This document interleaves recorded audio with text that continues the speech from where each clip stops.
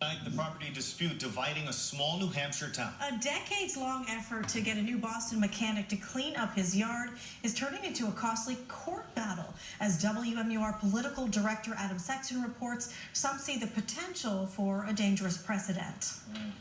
A lot of people in New Boston like John Winslow. The local mechanic has been repairing engines and machines, large and small, at his home business, Duke's Garage, since 1965.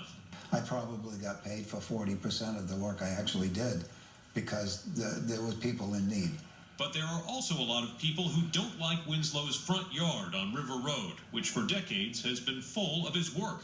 Duke's Garage predates local zoning, but in August 2017, after years of dispute with the town and partial cleanup efforts, a judge declared Winslow's property a junkyard. They're in violation of state law.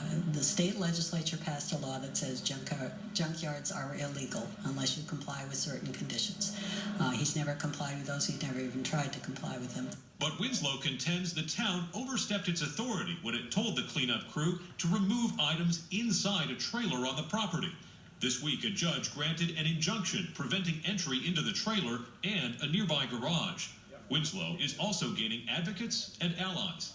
When you see a David and Goliath situation like this, I wanted to make sure that constituents had the representation that they needed. Taxpayers in New Boston, beware.